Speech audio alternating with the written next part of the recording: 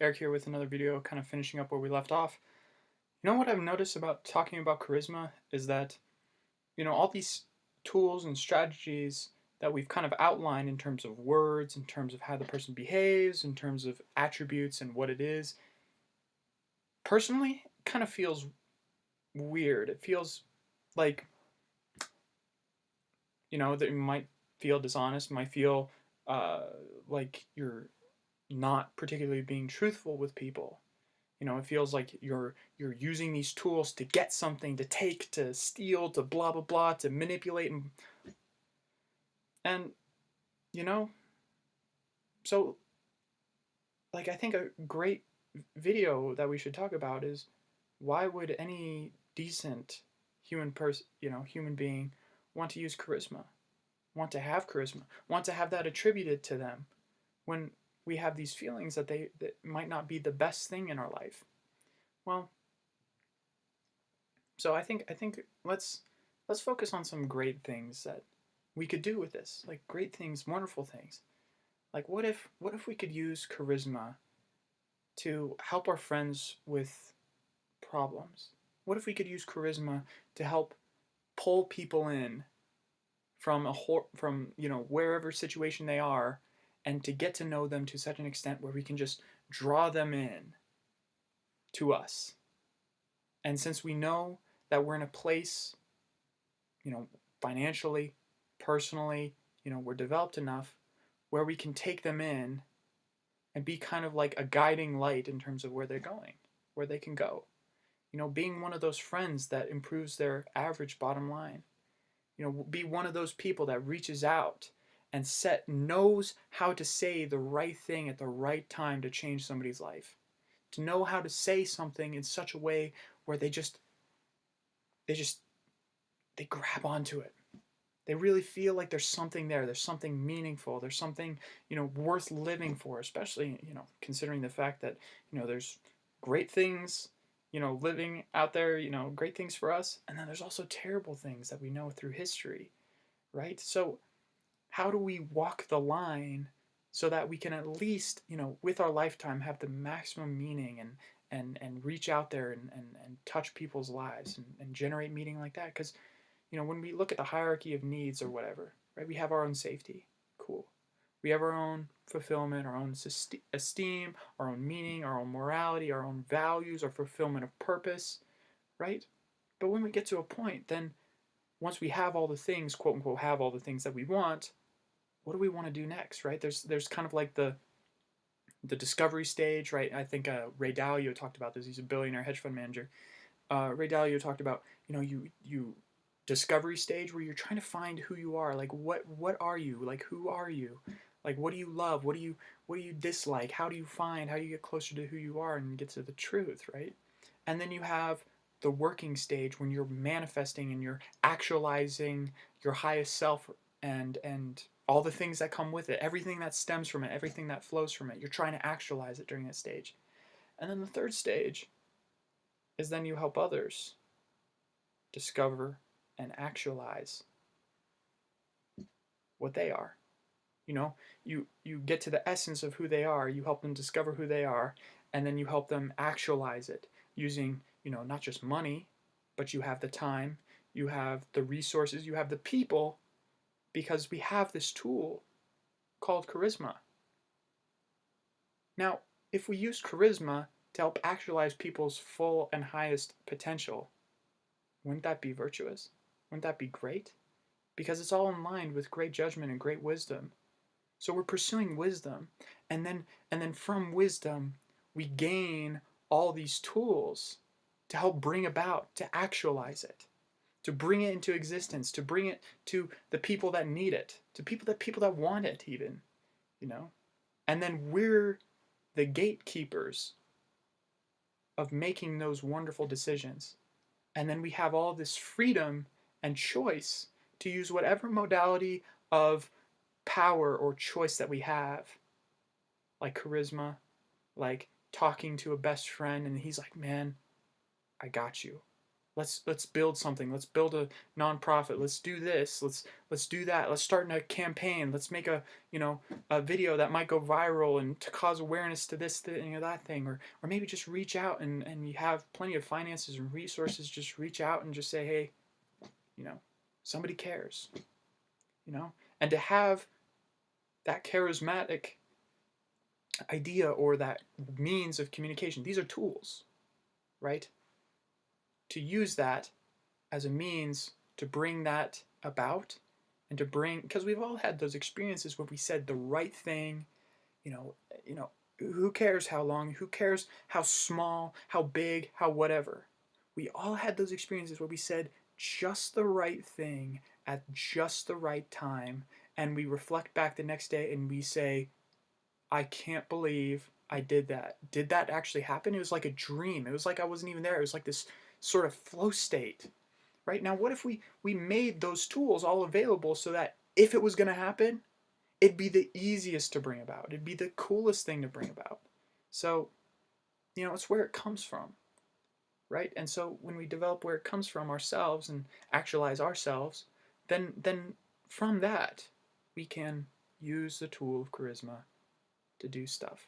So, I just kind of wanted to address that really quick because, I know we talk about these tools and, it's kind of really harsh light, it's kind of blinding even, but it's how we use them, right?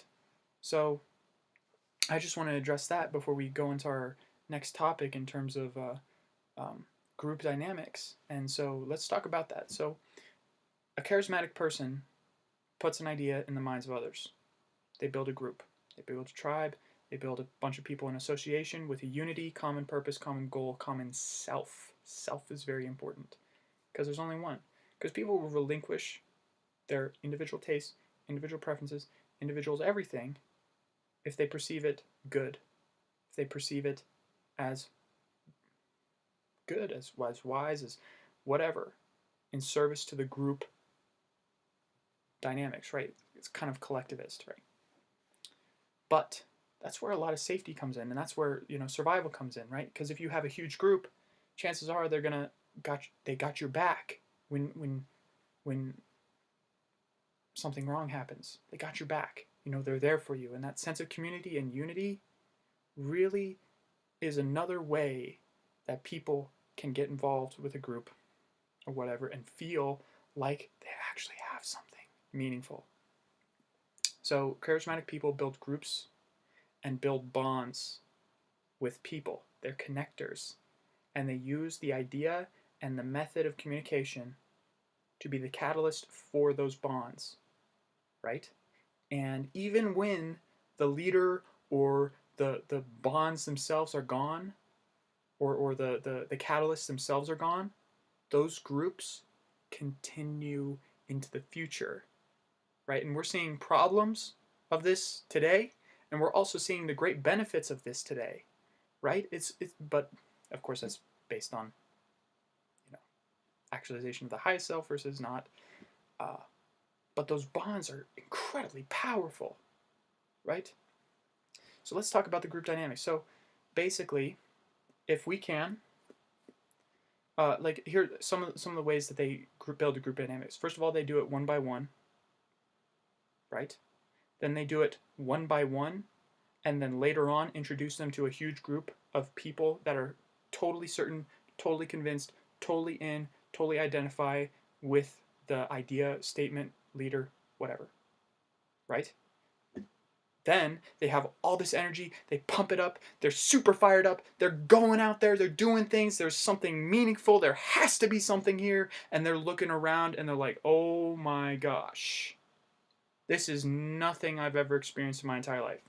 Like, not even sports fans, and they're all fired up about this, this idea or thing that they're doing or something. I don't know, this group, right? They feel like they're doing something meaningful, and people just get drawn to that, right?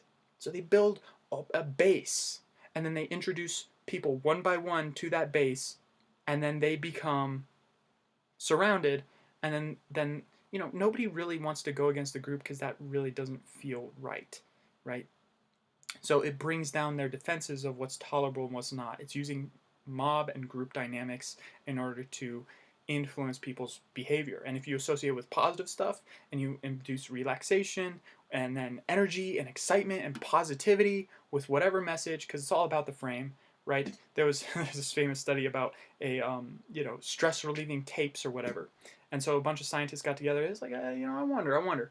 So they got ocean sounds, they got rainforest sounds, they got dripping water sounds, they got some different other relaxing things, and but the only catch they wanted to see if the ambiance had something to do with the relaxation. So what they did is that they had the ambiance perfect, perfect, beautiful, beautiful, like those 520 something hertz things. Like I don't know if that works or not, but if whatever works. And so then what they did is that they had some I think it was a female voice actor or whatever. She would get the microphone and she's like, and as these sounds of ambiance and beautiful stuff, you could just visualize the ocean hitting the shoreline, and she would just be sitting there in the background going, "You feel more stressed out than ever. Nothing you do is right." Like all these things that are like terrible messages. Like if you told somebody like nothing you do is right, you're completely stressed right now. It wouldn't feel great. You know what happened? Is that the participants came back and they're like, "That was the best stress relieving tape I ever had. Oh my gosh." It wasn't the words. It was how it was framed. It was how everything was put together and the ambiance of the thing was put together. Have you ever watched a movie where you get rid of the soundtrack? It's terrible. It's awful. It's terrible. Oh my gosh. Like you look at the acting and you're like, "Ugh. Ugh." Like even the best actors, it's just like, oh, you just want to cringe a little bit. Even the best storytellers, like there's like this something in the atmosphere that the music changes, and also if you just listen to the words and not the visuals and not the music, it's just bizarre. It's just weird. It's just has it totally breaks the fantasy. It totally breaks the immersion, right? It's how you frame everything and put it together, right? That makes it the message itself so compelling. It's not the message itself, because then books, then the most compelling thing would be to write stuff down. But instead, when you put music and you put the lights, the cameras, the effects, the shades, all this stuff, the compilations, the music in the background, the motivational speak, the guys sweating because there's so much filters and stuff to make it look like this whole visual arts masterpiece, right? It's to get you in this fantasy, right? Close-ups of eyeballs and some guy running. It's like, right? Now that gets you in some sort of mood. That changes your idea. But if you just listen to the message, it's just like they're just like, work hard, think about what you're doing, make plans, accomplish goals. That's all they're talking about in terms of motivational stuff. Or they're talking about their story or whatever. But it's boring. But when you put all these elements together, it's something totally, totally different. So, yeah, and so they make group dynamics. They tend to be more collective. Try to generate as many similarities as they can to make the group even more cohesive, more coherent, make even more and more people, and within that group, establishing a dominance hierarchy. So basically, the objectives of the charismatic leader, or the ideal that somebody set up, then they will base rewards on the exemplification of the most valued behavior. And so you have literally a model that people would feel better and be more accepted, and they have this acceptance vibe that they want to get acceptance of others and love and cherishment from others. And so if they do this behavior, if they do what the organization tells them, then they'll accomplish something, right? Now, is that in line with virtue? Is that in line with anything else? Probably, maybe not. But you have to think for yourself in order to know that. But they establish these things, and then along with ritual, they use ritual, they use symbolism, they have religious vibes, they have religious family vibes, which is kind of weird. But the thing is that if there's no fantasy, like fantasy is kind of like the equivalent of the closest thing, because when somebody tells you a story and you really get involved in it, like, you know, you can go somewhere else, you can explore something different, and you know, that's the closest thing to, you know, magic, pretty much. You know, movie magic. There you go. There you go. Movie magic. Yeah. So they built all these characteristics, make a dominance hierarchy, assign privileges and benefits to people that actually exemplify the behavior that they like, and there's also a survival component to that because they're valued, and you know, nobody sacrifices the most valuable members of society. So there's always a moving up. There's also an idealistic version, seeing the self in the leader, seeing the self in the leadership, and then also those people go out and they spread the word and they start doing things and start duplicating and start being the people that are out making a difference, right? Now, making a difference, you know, changing something, changing in relation to what? The good or not, right? And that comes down to wisdom, right? Making a difference, difference how? Good or bad? Yep, that's kind of the key question, but they make a difference either way. Okay.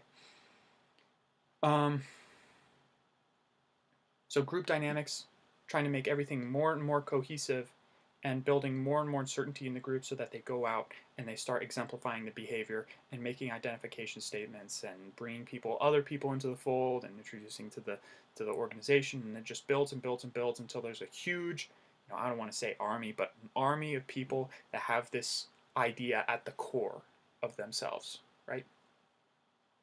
And that's the, you know, when we talk about charismatic people, we're not just talking about the guy everybody likes at work.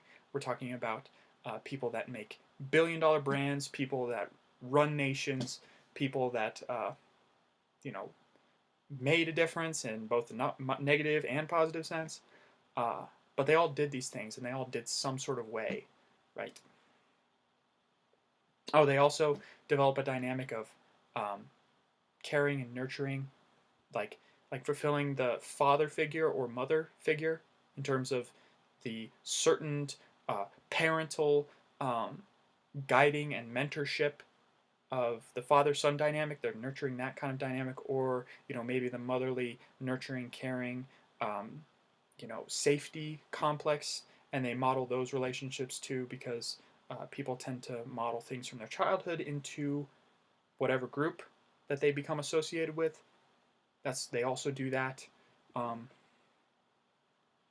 they tap into those primal, I don't want to say primal, but just really, really close concepts like parents and childhood and situations, and putting enough detail so that people have a like solid concept of what you're talking about, but not enough to alienate, right? Not enough to be like, well, that's not what I was thinking, right?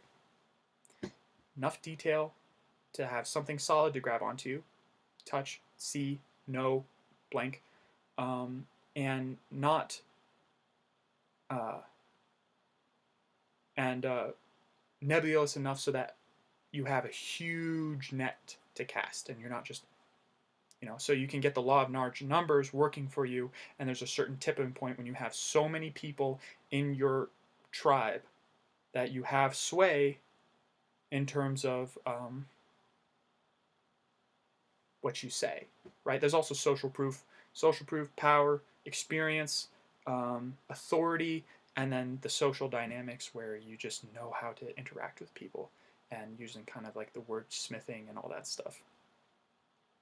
So this was kind of like about the group dynamics and kind of, you know, why we want charisma, why charisma is important, and why good people, you know, would like to use that tool to actually exemplify their good into other people, which would be something beneficial for everybody, I think. So, cool. Probably the next video will be on